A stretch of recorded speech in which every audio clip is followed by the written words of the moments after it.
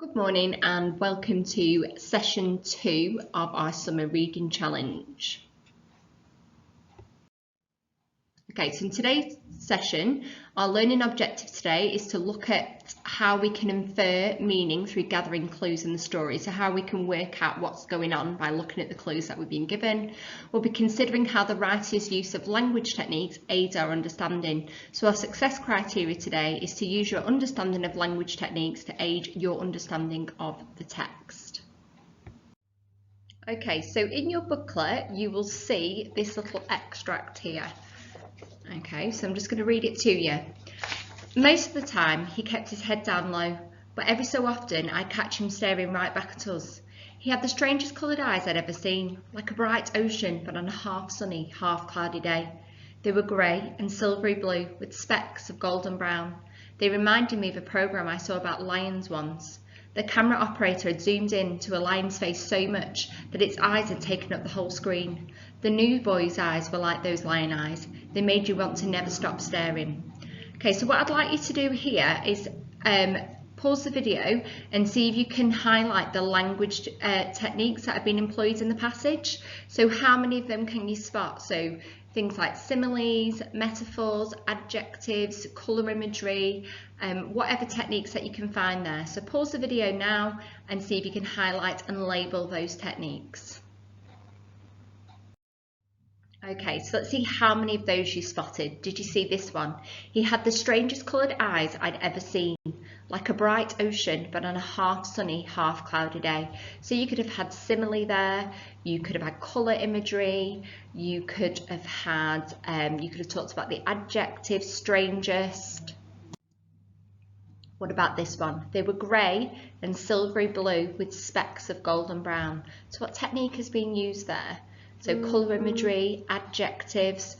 Have you thought about the effect of that? So why has the writer used those particular colours? And finally this one, the new boy's eyes were like those lion eyes. They made you never want to stop staring. So we've got some interesting techniques going on there. We've got more than one. So we've got the lion eyes, okay, so we've got the simile there.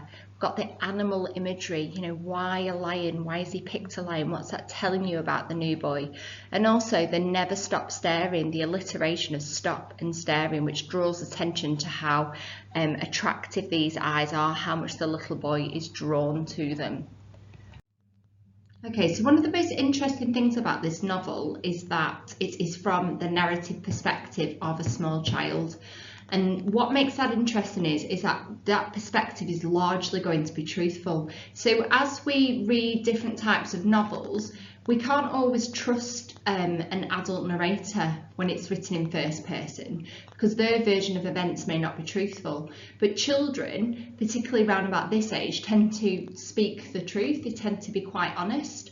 So the description of Ahmet's eyes is really important because it's told with innocence. So what I want you to think about is when you're thinking about that description of the eyes, how does that make us feel about Ahmet? So what is the author's intention? How are we supposed to feel about him? He's got these gorgeous grey silvery blue eyes that are half cloudy, half sunny. So there's a lot of interesting information there. And also it's like a lion's eyes. Why has the author chosen to use that description? Just have a think about that before we move on to the next activity. Okay, so today's independent activity is to really closely focus on a small section of the text, the section that you'll see in the middle of your booklet and the one that you can see on your screen.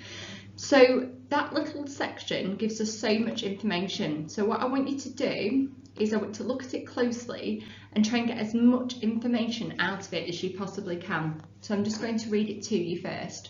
Hello, I said, tapping him on the shoulder. Mrs. Khan and the woman in the red scarf looked down at me as I reached into my pocket and got out the lemon sherbet. I think I must have spoken too loudly because the new boy took a step away from me as though he was frightened, and that's really interesting, isn't it? The new boy is frightened of another child. It's all right, Ahmet, you can take it, said the woman, motioning to him with her hands as if she was speaking in sign language, and that's interesting. So why would she be using her hands to speak to Ahmet? What does that tell you about their relationship? But the new boy grabbed her hand and hid his face behind her arm. I didn't know what to do because I've never really scared anyone so much before that they wanted to hide away from me. The woman spoke to him gently again, and after a few seconds he took the sherbet and looked straight at me with his lying eyes before hiding away again. So you've got some questions in the boxes to look at. Why did the new boy take a step away as if he was frightened? What might he be thinking? That is a really unusual reaction from a child, isn't it, who's been offered a sweet. So is the sweet unfamiliar to him? Why might he be frightened of another child? And the second box says, what do we think the relationship between the woman and Ahmet is? Give evidence on the passage. So do they know each other? How well do they know each other? Is this Ahmet's mother? So who do you think this woman is and what makes you think that? And finally, why do we think Ahmet is choosing to hide his face behind the arm of the woman? What does this tell us about Ahmet? And does it give us any clues about where he has come from? Okay, so I'd like you to complete that activity now. So if you can pause the video before we look at some more chapters. Okay, so we're going to read chapters 3 and 4 in a moment. The chapters are called 40 Winks and what Mrs. Brown and Mrs. Grimsby said. But before we do that, as always, let's have a look at some vocabulary first. Okay, so we've got a few new words today. We've got contagious. So contagious is an adjective. This is one that you might be familiar with as we're in the middle of a pandemic. If a disease passes very quickly and easily from one person to person, it is contagious. So it's particularly important here to think about the fact that the word contagious is associated with disease. Okay, so synonyms, other words for contagious are infectious, catching, epidemic, pandemic. Very familiar words at the moment. An example here from the text is, but then other people started saying he had a super contagious disease and that was the reason why we weren't allowed to talk to him. Seclusion. Okay, so this is an interesting word. Seclusion is a noun. If you were in seclusion, you were in a private place all alone. So seclusion tends to be a bad thing, really. People don't tend to want to be in seclusion. So synonyms for seclusion are isolation, solitary, solitude, retreat or privacy. An example from the text, but it wasn't long until we found out what seclusion really meant and why the new boy needed it so much. And the word refugee. So this is not to be confused with the word immigrant. So this is one of the key words from the novel. So a refugee is a noun, and this is a person who has been forced to leave their country because of persecution, war, or natural disaster. So if you were a refugee, you do not willingly leave home. You have no choice but to leave home. So synonyms to that are displaced person, an exile, a fugitive or an asylum seeker. I wanted him to know that it didn't matter if he was a refugee kid. Okay, so we're getting the information here that Ahmet is a refugee, someone who has had to leave their country. Okay, so before I start reading, if you pause the video and go to the vocabulary grid now and use those words in a sentence of your own. Okay, let's read chapters 3 and 4. Chapter 3, 40 Winks. The next day, and the next day, and the next day after that, I smiled at the new boy and gave him a friendly wink, just as often as I could. My goal was to give him at least 40 winks a day, because that's what Mum says to everyone needs. But after a while, my eyebrows started to feel funny. I could tell the new boy was finding it interesting because he stopped looking at everyone else and kept looking at me. But then Michael saw me trying to wink with both my eyes, one after the other, and said I looked like I needed a doctor. He probably said that because I can't wink with my left eye as well as I can with my right eye, so I decided to stop winking as much. That week, Mrs. Khan was teaching us all about photosynthesis and gave each of us a small pot with a seed in it to look after. Everyone was excited because she said there would be a prize for whoever grows the best plant. Even the new boy got one, and I think it made him happy because he kept looking at it. I tried to whisper lots of cheerful words like rainbow and popcorn and marshmallows to mine because I read somewhere that if you tell plants about happy things, it makes them grow quicker. I'd never won a prize before, not even at the fairground. I thought if I tried really hard and kept talking to my plant, I might win this time. And if I couldn't win then, I wanted the new boy to, because he really seemed to like the plant. But I was worried about Brendan the bully Brooker. He's the class bully. His cheeks are always pink because he spends most of his time chasing anyone smaller than him around the playground. He's not very clever and hates anyone that is. If anyone gets a top mark in class or a prize, he'll try and beat them up at home time. I saw him looking at Ahmet's plant and narrowing his eyes, just like he always does when he's thinking of something mean to do. I didn't like it one bit. His most common trick is to trip you up with his foot. He also likes to tip up your lunch tray as he walks by so that your food dribbles down your chest like runny eggs. He's done that to me a few times. Sometimes he gets caught, but most of the time he doesn't, and even when he does get caught, he doesn't get detention. Most of the teachers seem to like him though. Maybe it's because when he smiles, he looks like one of those boys that sing in a church choir on television. Mr. Thompson used to call him a rascal, which must be a good word because he gave Brendan the bully a wink and a pat on the back whenever he said it, and then let him run off again. That made everyone else in class, except for Liam and Chris, Brendan the bully's only two friends, hate him even more. Even the bullies in the upper years find him annoying. It's funny how bullies don't like other bullies. Maybe it stops them from feeling special, but in school everyone knows who the bullies are and who they like to bully, and no two bullies can go after the same person. It's a strange system, but those are the rules and everyone sticks to them, even the teachers. And that's a really strange comment, isn't it? That even the teachers pick on people. So that's worrying, isn't it? So the writer's using some interesting techniques there to make us start to worry for Ahmet, because we're starting to think that maybe Brendan is going to bully Ahmet, but also possibly one of the teachers. But Mrs. Khan is different. She doesn't seem to like Brendan the bully as much as the other teachers. She's always watching him, and ever since we were put in her class, he's been careful not to do anything around her. I'm still going to keep my eye on him though. Soon after the new boy joined our class, lots of rumours about him began to pass around the playground like an invisible game of pass the parcel. Most people believed Jenny and said that the new boy must be dangerous, and that's why he was never allowed out. But then other people started saying he had a super contagious disease, and that was the real reason we weren't allowed to talk to him. And there's that word, contagious. So imagine referring to a refugee child, someone very new to the country, and telling people that he's contagious. It's not very nice, is it? The disease rumour scared Clarissa so much that she tried to sit as far away from her as she could without leaving her chair. One time she leaned over so far that she crashed right onto the floor. She didn't lean away so much after that, but she always put her arms up and used an exercise book as a divider. I didn't think the new boy looked in the least bit dangerous or like he had an infectious disease, so the rumour I thought sounded the most true was the one that said he was from a super rich family and that his parents had sent him to our school undercover so that he wouldn't be kidnapped. Michael said kidnappers wouldn't come to our school to look for him because it wasn't in a posh area, and Tom agreed. He said that when he moved from America, his older brothers had told him they must be poor now because they were going to live in the poor end of London and not the rich end. I didn't really understand what he meant because London doesn't have ends. On maps it looks just like a spilt blob of jam. I wanted to ask the new boy if the rumour about the kidnappers was true and if he needed us to become his bodyguards. But he was still doing all his lessons on his own, and every break time and lunchtime he would disappear, so no one except for Clarissa could talk to him, and she didn't want to. I tried to catch his eye so I could smile at him and whisper hello, but Mrs. Khan caught me and told me to pay attention to my work. Next I tried to send him a note made into paper plane, because I'm good at those, but it flew wonkily and hit Nigel on the head instead. He's a tattletale and told on me straight away. I hate tattletales because they seem to like getting people into trouble more than anything else in the world, and they always smile when they're doing it. Mrs. Khan came and took the note and read it to herself. She shook her head at me, but I think she must have found the drawing I made funny because her mouth gave a tiny smile that only I could see. Even though I didn't get told off, I knew it would be too risky to send any more messages by airmail, especially with the tattletales around.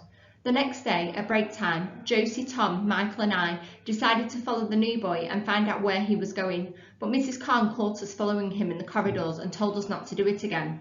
She didn't seem angry, but she did say that the new boy needed to be in seclusion for a while longer, and that it was for his own good, so he promised not to follow him anymore.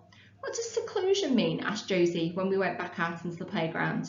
None of us knew exactly, not even Michael, although he said it sounded as if the new boy needed to have private treatment like a really sick person in the hospital, so maybe he did have an infectious disease after all. But it wasn't long until we found out what seclusion really meant and why the new boy needed it so much. And that's really interesting, isn't it, there? So even though they're doing this to protect Ahmet, the teacher's doing this to protect him, the children see it as something very different. So because they're keeping him isolated from everyone else, they're starting to believe the infectious disease rumour. Chapter 4. What Mr. Brown and Mrs. Grimsby said. My dad used to say that if you really, really want something, you have to keep on trying for it. And since he always used to say that he had everything he could ever want, I guess he must have known all about trying for things. I knew that I wanted to be friends with Ahmet. I really didn't know why, I just did.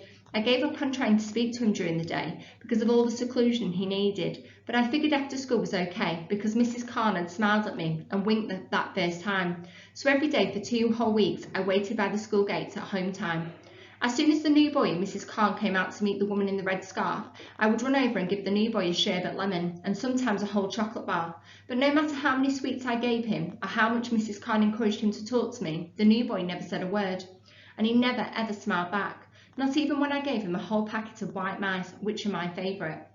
He just quietly took the sweets and, staring at the floor, went and stood behind the woman in the red scarf as if he needed to hide from me. Maybe he doesn't like sweets, said Michael, on the Friday of the second week. Don't be silly, said Josie, chewing on her hair. Everyone likes sweets. Maybe he's allergic, said Tom.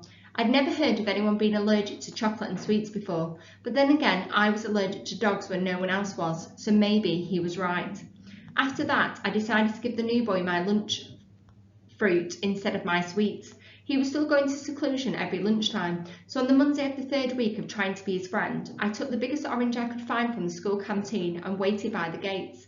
I was extra excited because I'd drawn a smiley face on the skin, and Tom had given me a sticker of a dinosaur to stick on it, so that was 2 things that made the orange extra special. Tom loves collecting stickers. He has books and books of them at home, and whenever he gets a new one he likes, he always brings it to show us. I've never seen him give a sticker away to someone he doesn't know very well, so I hoped the new boy would like it and know how special it was. But as we were waiting for the new boy to come out, we heard something about him that we didn't understand at all.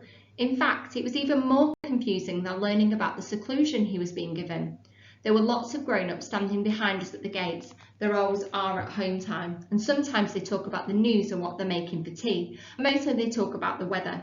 I don't know why, because there's nothing more boring than talking about something everyone else can see for themselves, but I guess that's what you're meant to do when you become a grown-up. Usually we don't listen because we have more interesting things to talk about, like what we're going to watch as soon as we get home and who our favourite Olympic athlete or footballer is.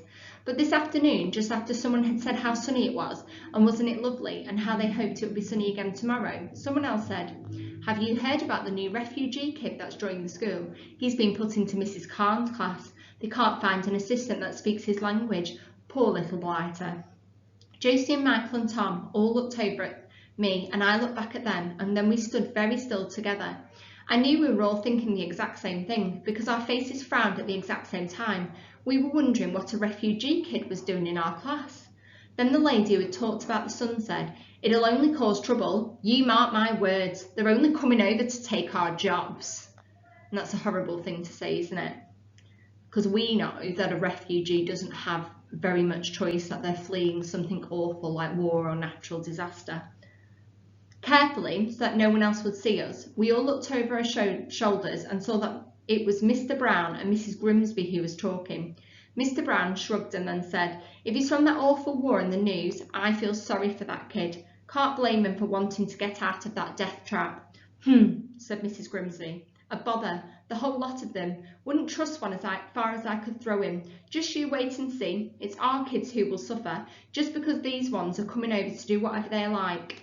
I could tell that Mrs. Brown didn't like what she was saying. Mr. Brown didn't like what she was saying because he frowned and shook his head and then took a step to the side.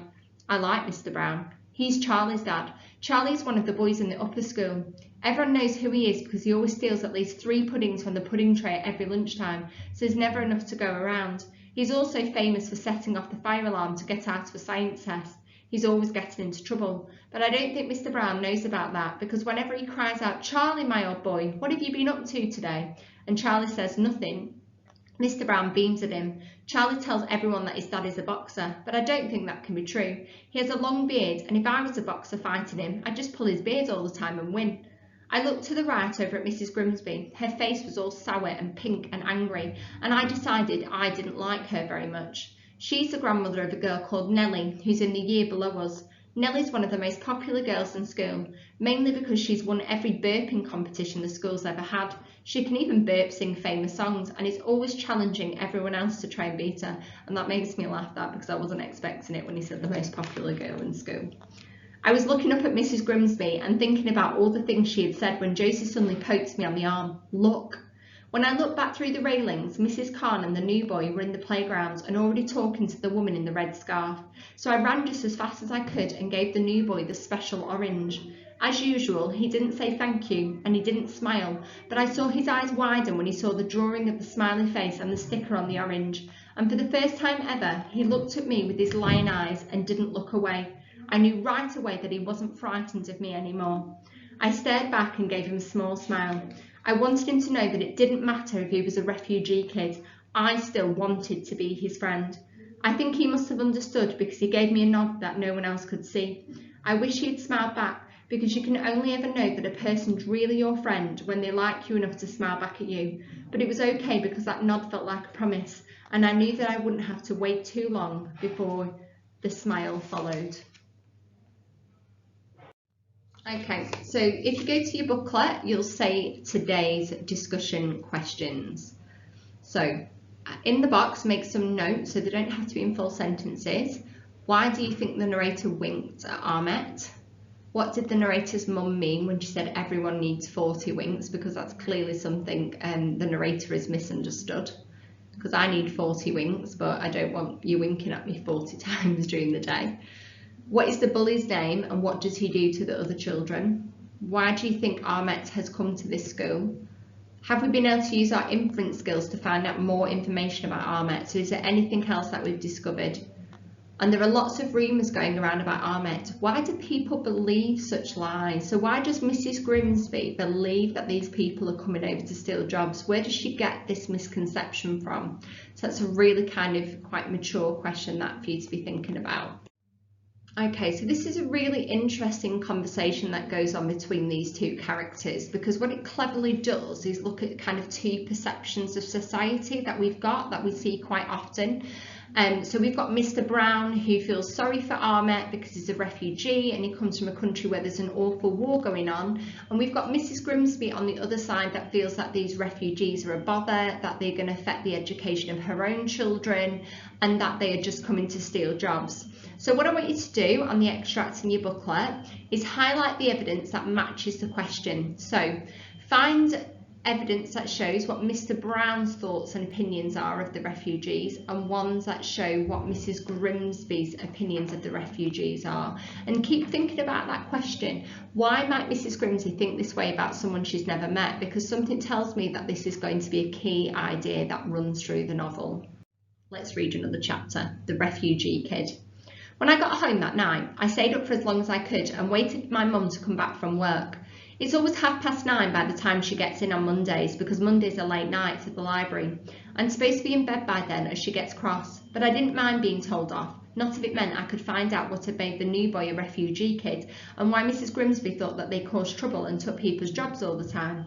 On the bus home, Michael said refugees kids came from big tents in the desert. But then Josie said that no one was allowed to live in tents in England except for when they were going on a camping trip because it was against the law. And Tom said he'd heard of refugees on television but couldn't remember why they were running away and that England didn't have any deserts with lots of tents in it anyway.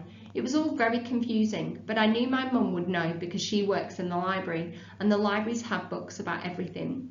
So this really does emphasise something that I strongly believe in, so that the more you read, the more that you know. So the narrator's mum has a good understanding of what's going on in the world, obviously because she's grown up and she watches the news, but also because she's well read. And this is one of the reasons we've introduced this programme this year, because literally Dr. Seuss is right. The more that you read, the more that you will know.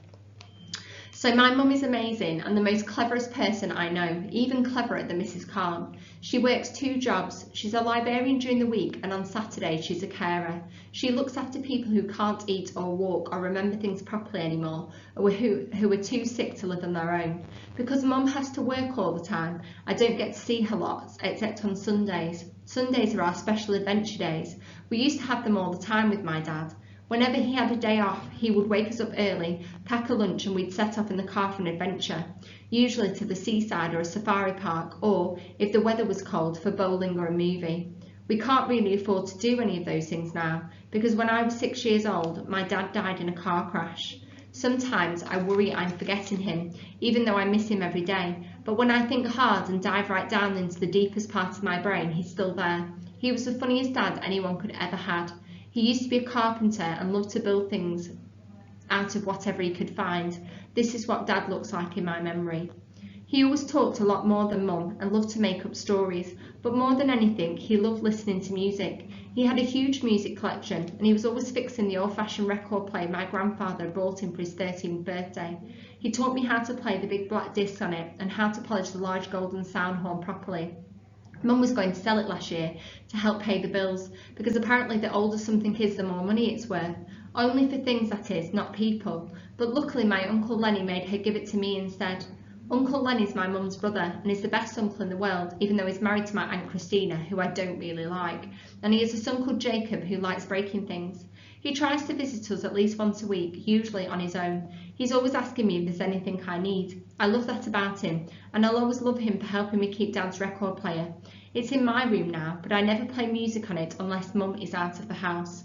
She doesn't like me using it very much. I think it reminds her of when my dad used to dance around with her after he made a chair or a table he was proud of, and it makes her too sad. I'd been playing one of my dad's favourite old records to stop myself from falling asleep when suddenly I heard Mum's key in the door. You can always tell when it's her key in the door and not my Uncle Lenny's because it jangles the loudest. I quickly turned the song off and ran to the living room. "Well, hello there, Munchkin," said Mum. I could tell she was surprised to see me because her eyebrows had jumped and disappeared into her hair. "What are you doing up so late?" "Can't sleep," I said. "Ah," she said, giving me a hug, and she looked at me with a frown and touched my forehead. She always touches my forehead when she's worried about me. "You're not feeling ill, are you?" I shook my head. "Have you had your supper?"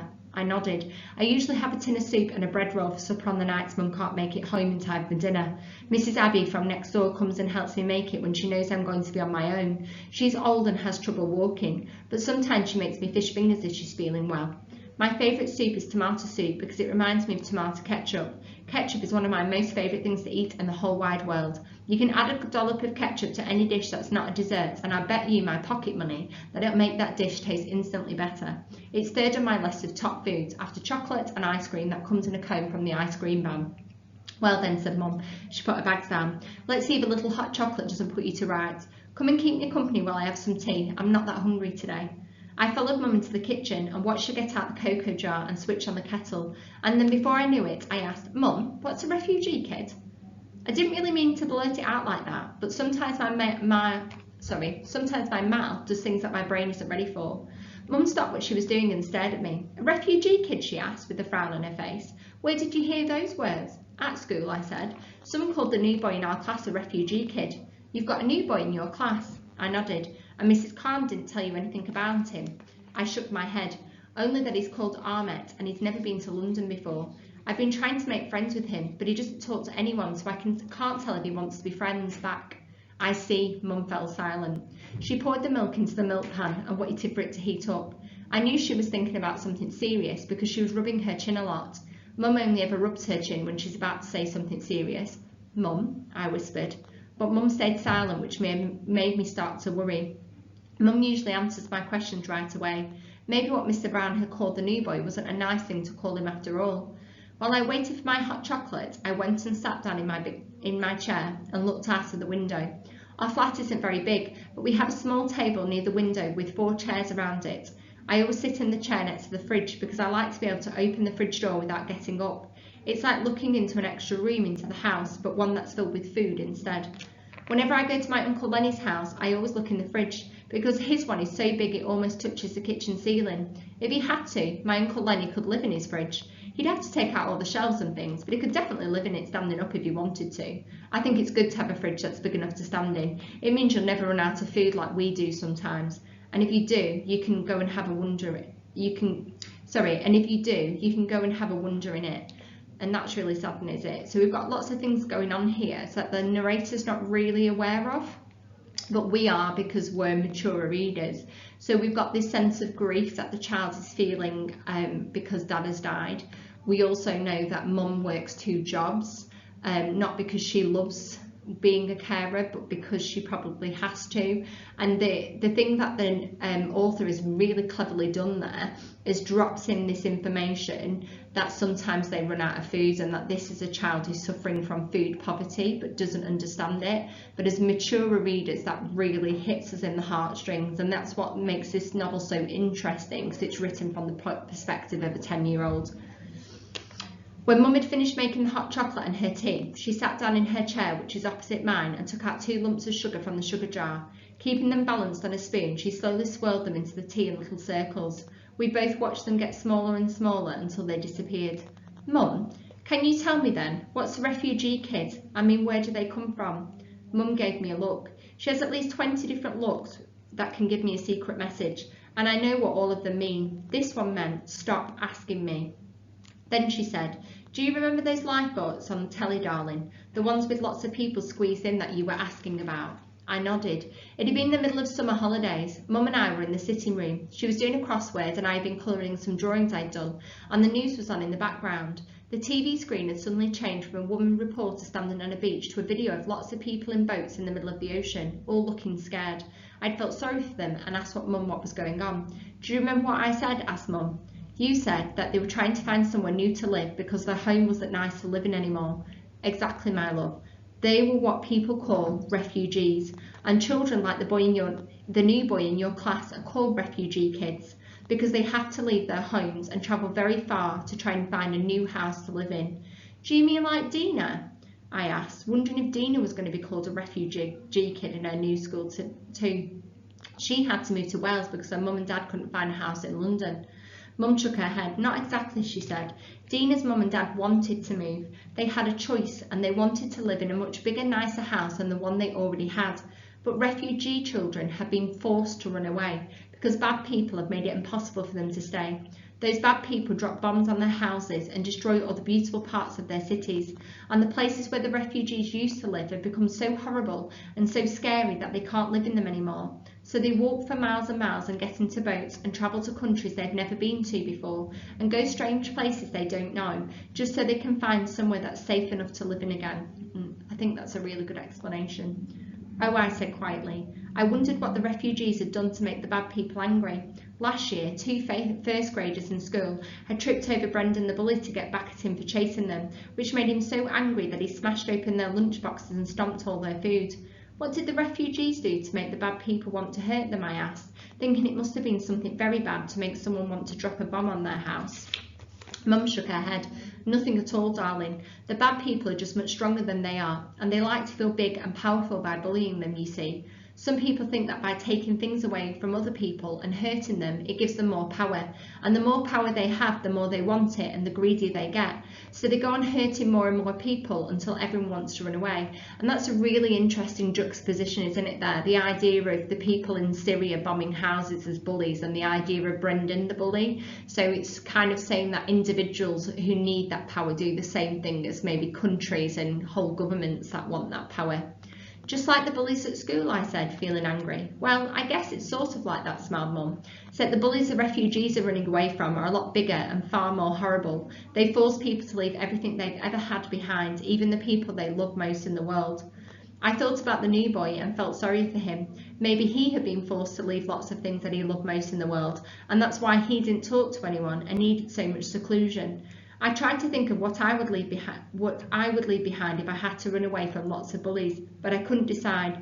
All I know is that I could never leave my dad's record player behind, or his favourite hammer, which is still in the bottom kitchen drawer.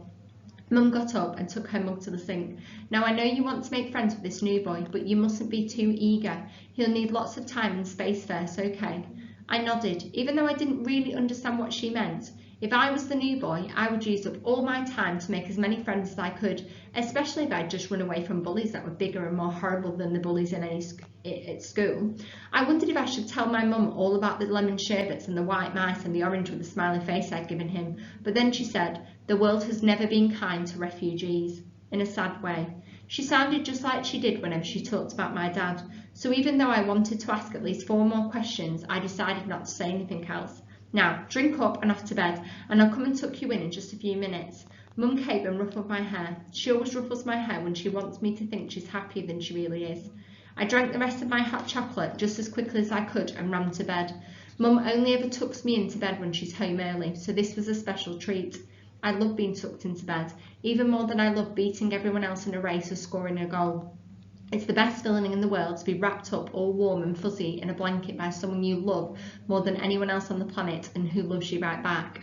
And as readers, we can't help but think about Ahmet there. Does he have someone to tuck him into bed at night? Remember, this is a 10-year-old little boy who's seems to have nobody to love him. As I lay waiting for Mum to come in, I thought about all the things she had said, about the bombs and the boats and the bad people who were so greedy that they made everyone want to run away from them. I'd so much told Josie and Tom and Michael, especially as I don't think their mums and dads would have told them half as much as my mum had told me. It's one of the things I love most about Mum. She always tries to answer my questions, no matter how tired she is or how hard my questions are, and she always tells me the absolute truth. Michael's parents are always saying, "Not now, dear," or "We'll tell you when you're older." And Josie's mum keeps telling her that girls are meant to be quiet and not to ask so many questions. But my mum never says anything like that to me. I think it's because of all the books she reads. Mum says that the best books leave you with the more questions than answers, and that's the fun part. You have to try and find the answers for yourself somewhere else. And Dad used to say the more questions you ask, the more cleverer you'll be, because that's the only way you'll ever know more than you already do. I think this is the first time in my life I've ever wanted to be extra clever about anything, because by the time of Mum come to tuck me in for the night, I had a long list of questions in my head I wanted to ask the new boy. 11 exactly. This is what they look like. My 11 questions. Where did you have to run away from? What language do you speak? Who's the woman in the red scarf? Do you have any brothers or sisters? Why did the bullies make you run away? Do you have to get in a boat like the people on the news? What sports do you like best? What's your favourite fruit? How far do you have to walk to get away from the bullies? Do you like it here or do you miss your old house more? Do you have a best friend? My 11 questions would help me know everything I needed to know about the new boy so that I could be his friend, and I was going to find out the answer to every single one of them. Okay, so today's exit ticket, you've got 4 questions. What do we know about Ahmet so far? What do we know about the other characters? What is an example of a simile? And what is an example of personification? So complete that task and that ends today's session. Thank you very much.